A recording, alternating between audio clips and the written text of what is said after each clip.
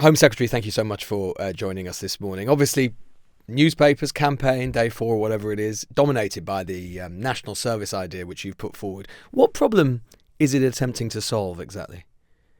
Well, one of the things that we have seen is, I think, a fragmentation across the country. So many people, particularly young people, living very much within their bubble, for want of a better word.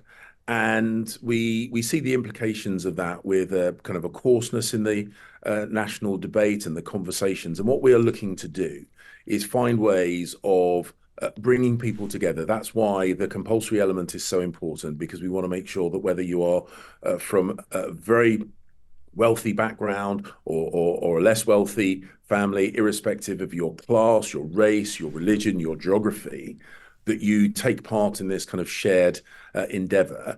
And look, hopefully this will also kickstart a generation of people who maintain a lifelong commitment to volunteering. That would be fantastic as well. So there is a phenomenon that we've seen increasing, and we want to take action to reverse that. But what's the evidence that that particularly afflicts young people? I mean, the coarseness you're talking about afflicts the whole population. I mean, I do an LBC show. I get a lot of very coarse older people ringing me up. Maybe we should extend compulsory national service to them. Well, the point is that we, as I say, we're trying to build a multi-generational habit, and we are planning for the future. We have a plan for the future. This is part of it. It's about making bold decisions for the long-term benefit of society as a whole. This is part of it. I've loved my time in the reserve forces, and obviously there is a military element to this national service. The military element will be voluntary. The taking part in the national service scheme will be compulsory, but the military bit will be voluntary. I thought Everyone conservatism, Home Secretary, was about freedom. It's not really and about liberty. There's not really much freedom in conservative forcing adults to do something they don't want to do. conservatism is not and has never been about laissez-faire. What this is about having a plan to deal with the challenges that societies face, and conservatives have always done that. And what we're saying is that the, as I say, the military element of it will be Mm. competitive, but people will need to volunteer to do that bit. But overall, this is about making sure that we have a society which gels together, is at ease with itself, maintains the wonderful, diversity that makes our country so fantastic. It's protecting what we value, and that is right at the heart of conservative How philosophy. long has the Prime Minister been convinced of the merits of national service, Home Secretary? I was looking at Hansard this morning. I can't find a single reference to his ever talking about national service or conscription in Parliament. Not once. When did he talk to you about it? When did he become convinced of it?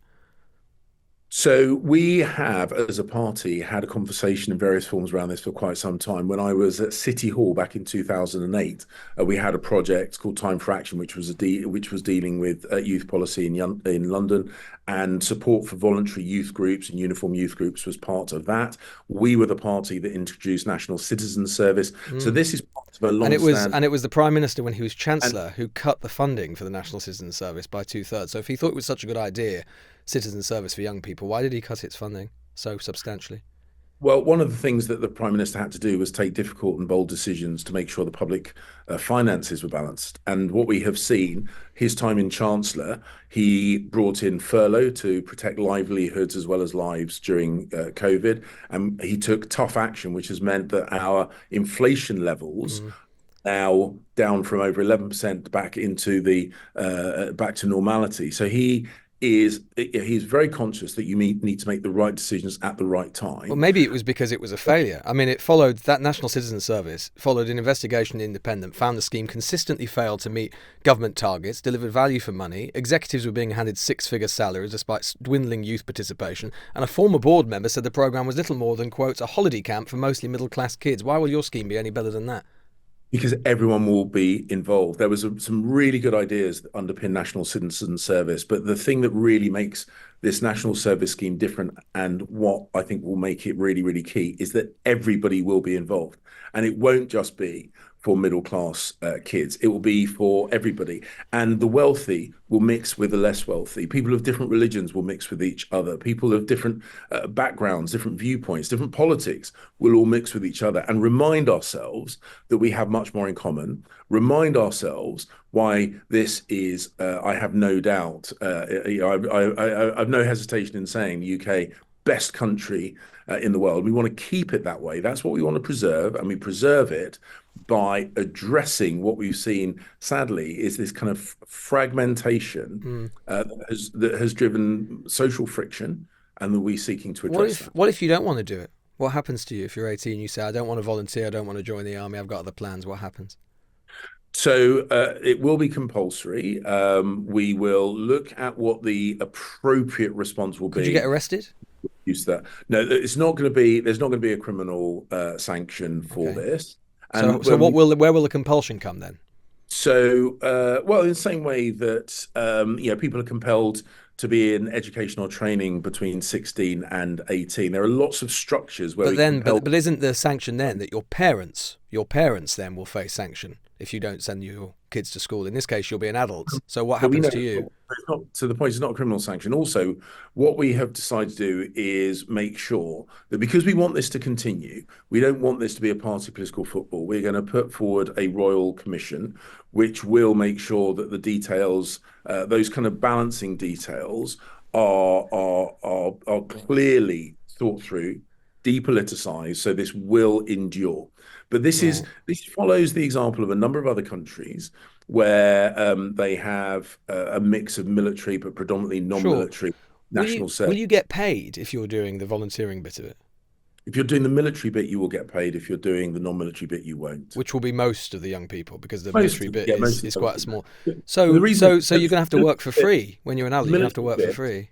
The military bit will be a year-long commitment. Yeah. The non-military bit will be 25 days over a year, which typically we envisage being split up in 2-day chunks. There may be other structures, and again, the Royal Commission. But if you're 18, you can go and join the police. You can become a prison officer. So you, as a newly minted police officer or prison officer or whatever, prison guard, you're going to have to be giving up by law some proportion of your free time to do this, to work for free. Well, I know lots of police officers, lots of soldiers, lots of people that work in public service also volunteering their time. Yes, volunteer, because volunteer means you want to do it, not that you're forced to do it for free. But Lewis, the point we're making is a really important element of this is that mixing with people from outside your traditional social circle. What's that got to do with you? What's that got to do with you, Home Secretary? You're a Conservative government. You're a Conservative. Leave people alone to live their own lives. You talk about the nanny state. That's the ultimate nanny state, telling people with whom they should mix. Because I deal with the repercussions of social fragmentation. When we have protests on the streets of London where different groups of people that's about Gaza. Have fallen out of the habit of talking to each other, fallen out of the habit of respecting differential political point of views. I deal with the implications of that. And where there is an opportunity to remedy that, of course, it is right we take that opportunity to. And if people are saying they don't want to take this course of action, fine. Elections are about choices. And the Labour Party thus far, who would be the alternative party of government, perhaps propped up by others, but the likely alternative party of government, I don't see have brought forward any issues to address this fragmentation in society. So we've got a plan, and the plan is designed to make sure that we do what we can to address these fractures and the kind of. Why is it always young people at the sharp edge of your policies, Home Secretary? I mean, can you understand that if you're a young person, you might be forgiven for thinking that the Conservative Party doesn't like me very much? You know, you triple their tuition. Well, let me finish. You triple their tuition fees. You took their right to go and work and study in Europe without impediment away. You didn't fund their education pandemic recovery plan properly because your Prime Minister, when he was Chancellor, said you didn't want to find the money. But now you have found the money to make them go and do something when they're fully grown adults at the weekends, or to make them join the military. The Conservative Party has always been a party that's had a plan for the long term of the country. We are investing in young people. We are trying to address some of the challenges, some of the difficulties that young people face. I speak to young people a lot, always have done. My first role in politics was on youth policy at City Hall in London. And when you've heard people say, when I was in London, I heard people say they didn't mix with kids from the next door postcode. You can do one of two things. You can have Pensioners don't do that, Home Secretary. Pensioners don't mix with people in the let me next door postcode. It doesn't mean you're forcing them to go and mix with people. if you're asking me questions, at I least give am. me I'm just trying to explore the logic of it, Home at Secretary. I'm least just give me wondering why it's examples. young people specifically at the sharp edge. You, this is something where we're investing in young people. We do that all the time. Our education structure is about investing in young people. An investment in young people is a smart move, and it is a smart move not just for the here and now, but for the long term, Sure. because again, stimulates lifelong habits. This is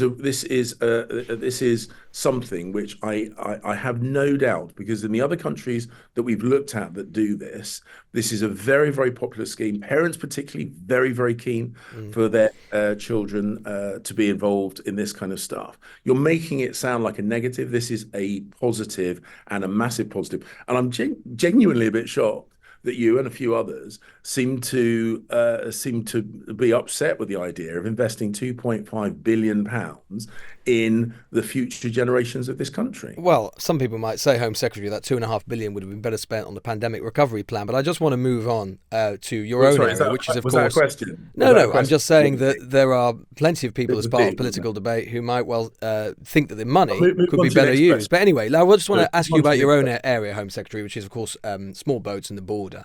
Obviously, Rwanda is going to be a big part of this campaign. Mhm. Is the Rwanda plan, are there going to be any Rwanda flights taking off before the general election? Well, the Prime Minister has said that the first round of flights are earmarked for just after the general election. We are still doing the preparatory work for that. We have not paused that. The Labour Party have said they will scrap the plan, even though we have invested in the infrastructure, in the capability development in Rwanda, and even though we are progressing the scheme. And Rwanda will be part of a number of measures that we're putting forward, including the Small Boats Operational Command, which is already in existence, already up and running, already doing multi-agency work, and already liaising with European law enforcement agencies. Labour's grand plan for migration is to, as far as I can make out, change the name of the organisation that General Duncan Capps already commands, doing exactly what they said that they would do with their new border command, or whatever they're calling it. So they're suggesting they're going to do less than we're doing. And we recognize this is a challenge. It's a challenge faced by European countries and other countries around the world. And we're not claiming it's easy, but you need to have a number of strands, including a deterrent, because you Sure. can't return people to Syria. You But can't return people to understood. Afghanistan. You can't return people. Understood, and I know that's the argument. I just want to Don't- clarify. What we If you don't don't know have a, for sure, we don't know if if you it. don't have a country like Rwanda to send them to, Sure. Labour will inevitably have to have an And amnesty. I'm going to ask them about. I'm going to ask them about that on the show today, Home Secretary. Fear not. I just wanted to just clarify and confirm. You don't know. You can't guarantee that there will be a flight taking off before the general election day, July the 4th. No, we've said there is not going to be one. There's It's not not going like to be one, so there's no possibility of that happening. what we're saying is we're working to flights immediately after the general election. The only the planning is happening. The operations are happening. We continue to be liaising closely with the Rwandans, who are the receiving nation, and the Sure. process. Fine. A Labour government would turn off all that work, and a Conservative government would ensure that those flights take off immediately after the general election. And on net, just finally, Home Secretary, on net migration, obviously we saw the figures this week, not as high as the year before, but still very, very, very high by historic standards.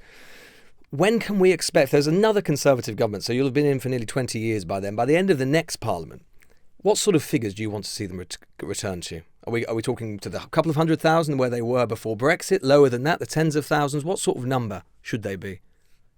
So it's worth bearing in mind that part of, not the whole reason, but part of the reason why our legal migration figures have increased significantly is because of the work that we've done hosting Ukrainian refugees. Sure. Those count against the figures, and the very, very important and generous offer we put to British national Hong Kong Chinese so that they could come to the UK and move from China because of the oppression that they were feeling by the Chinese state. So that is part of the reason. There are other things which have led to higher numbers than we're comfortable with, which is why immediately upon being appointed, I took action. And as you said in your intro question, those numbers are now coming down. We have a plan to continue reducing those. But you've got to remember that the Labour Party, who are, as I say, the alternative proposition at this election, have voted over 130 times against all our border control measures, opposed the changes that we made to the visa regime, which has seen those numbers come down. And yet at this election, they will try and claim